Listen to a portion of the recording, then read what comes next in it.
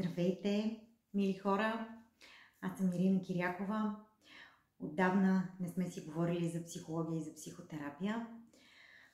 И днес успях да намеря мъничко време и също така открих интересна, може би, тема, която възникна в една сесия, защото напоследък смятам, че има смисъл да се правят тия неща тогава, когато наистина имам нещо интересно, което да споделя, а не да се повтаря това, което вече сме си говорили.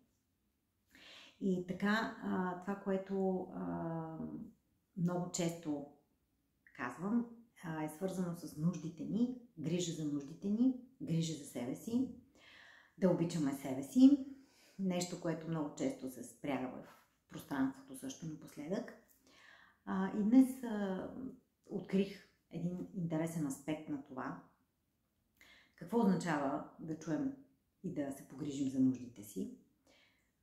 Говорили сме за това, че в началото това е някакво сетивно преживяване, усещане в тялото ми, на което аз давам някакво име, назовавам като гладна съм, жадна съм, имам нужда от любов, имам нужда да се свързвам или имам нужда да си почина, имам нужда да се оттегля.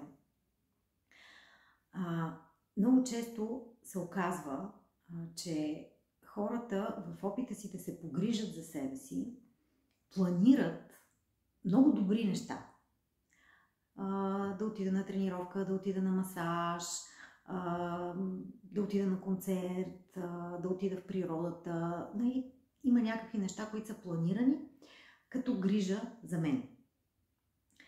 Но в момента, в който те настъпват тези събития, може би моята нужда всъщност е на друго място. Да кажем, в момента водя някакъв много интересен разговор, в който съм потънала и съм се разтворила с моята приятелка, обаче съм си записала час за масаж или за нещо, или трябва да отивам на кино. И аз ще прекъсна всъщност това, което ми е важно в момента, това, което наистина храни нуждата ми, за да се погрижа за себе си, защото това е планирано. И тогава нямаме удовлетворение, защото реално моята нужда в този момент е била от свързване, била е в този обмен, който съм имала. Вместо това аз решавам да направя нещо друго. Аз така напоследък изгорих доста билети за някакви концерти, защото съвпадаха с различни моменти, в които имам друго преживяване, което се явява по-важно за мен в този момент. И като често е ставало въпрос, всяко нещо има цена. Да, тук е въпросът да сме осъзнати, готови да си платим цената. Аз я платих, изгаряйки ми билети няколко пъти, всъщност.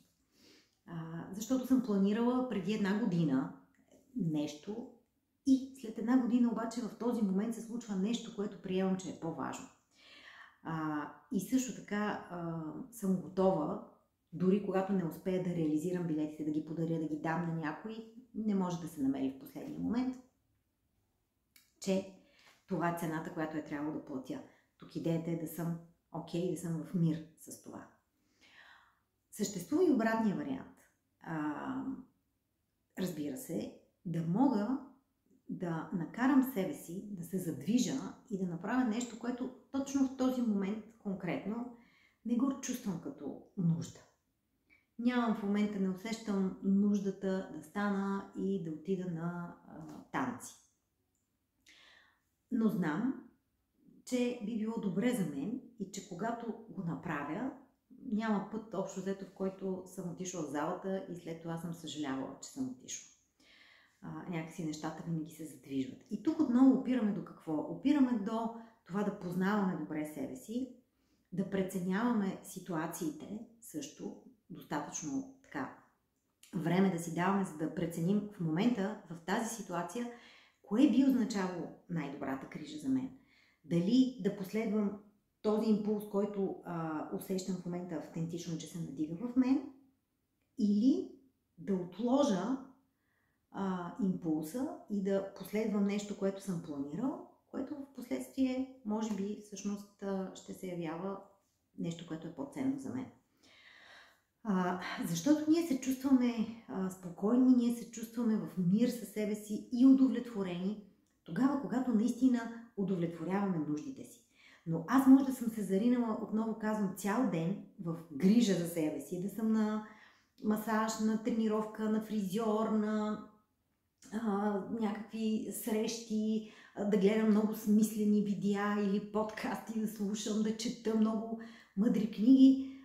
Но всъщност, ако си дам време, моята истинска нужда е да остана, примерно в тишина, 20 минути, да затворя очи и да чуя усещанията си.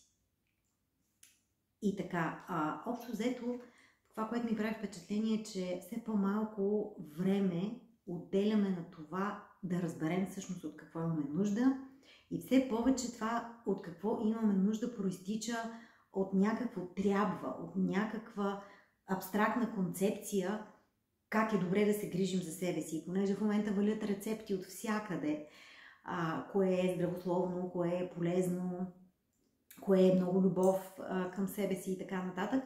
И ние следвайки, реално не си даваме сметка, че нашите нужди може би са на друго място. И това тук го хващам няколко пъти с хората, с които работя. Всъщност в момента, в който се отвори пространството и се стигне до това, коя е автентичната нужда в момента, кое е това, което наистина искам, всъщност всеки от нас много бързо се ориентира и стига до това, кое е важното за него в момента. Момента е нещо много ключово. Днес, сега, с кое се свързвам, с кое резонирам. Това е един аспект, който исках да засегна в грижата за себе си и какво означава тя и как може би можем да я оптимизираме. И другия аспект, който отново е свързан с нуждите ни и с това да правим неща, чакайки да получим някакво одобрение, възхищение, признание, грижа, любов от някой, който може би не може да ни даде това, защото го няма. Или някои от нас могат дори да са късметлии и да дочакат, примерно, родителя да ми каже онова браво, което аз чакам от 5 годишна. Или да ми каже много си хубава и много добре изглеждаш, което аз чакам от 13 годишна, да речем. Но тук отново има един капан. Ние получаваме това, но го получавам в момента, когато съм на 49. И се оказва, че онази на 13 не го получава. Получава го тази на 49, защото родителите ми са се придвижили, те също са се развили или съм срещнала някой, който сега може да ми го даде, но всъщност остава това дете в мен да чака, което стои там някъде пред някоя врата или в някоя стая и се надява да получи нещо. Така че тук имаме пък една друга работа да свършим, да се свържем с това дете, да намерим място да поговорим с него и ние от своя страна като грижовен родител, приятел, да се опитаме да му дадем. Това е едно от нещата, които тук правим също в психотерапията. Търсим начин да се погрижим за тези части в нас, които са останали някъде по пътя, някъде на някой кръстопът, някъде някой на някой прашен път, чакайки нещо. И въпреки, че моето по-пораснало аз може да е срещнало тия неща, някъде другаде в мен продължава да стои сякаш някаква дупка и много често хората казват: добре де, ето, аз нали го получих, аз нали сега го имам, не мога да разбера какво става, защо продължавам нали да нямам удовлетворение. И много често, защото аз самата се уча докато работя и не винаги е лесно да намерим отговорите, но един от отговорите, който започна да откривам е, че, както казах, примерно 49 годишната Ирина получава нещо в момента, от което е имала нужда, когато е била на 13. Но 13-годишната Ирина е останала някъде там и тя продължава да чака. И аз тогава трябва някакси да намеря начин да се свържа с нея, да отида при нея и да я успокоя, да й дам това, от което може би е имала нужда и да си я взема обратно и да си я доведа в настоящето, за да продължи по някакъв начин и тя да бъде детето, което е любопитно, търсещо, защото обикновено детето в нас, уязвимата част от нас е тази, която остава някъде, която замръзва в нещо или пък се скрива, блокира. И когато я освободим, тя се връща заедно с енергията, заедно с ентусиазма, заедно с творческите си идеи и реално ние самите също се чувстваме по-пълноценни, по-разширени, по-пораснали, не просто на възраст или на опитност някаква, ами и като усещане за оцелостяване. Защото всяка една част от себе си, която открием, посрещнем, интегрираме по-пълноценно, след това става част от цялостната ни палитра, с която рисуваме и чувстваме много добре. Между прочим, сега виждам, докато правя това видео, картината горе зад мене, случайност или не в момента точно, понеже обикновено тия видеа ги записвам, когато навънка е светло, а днес просто е много късно в момента и нямам тази светлина отвън от прозореца, затова обърна гледната точка, тъй като осветлението е по различен начин, за да може да се виждам. Но пък виждам не случайно картината отзад, която седеше в детската ми стая, когато бях малка. Тази картина е оттам още и представлява едно дете, което е заспало така на една маса. Може би изморено, може би си мечтае.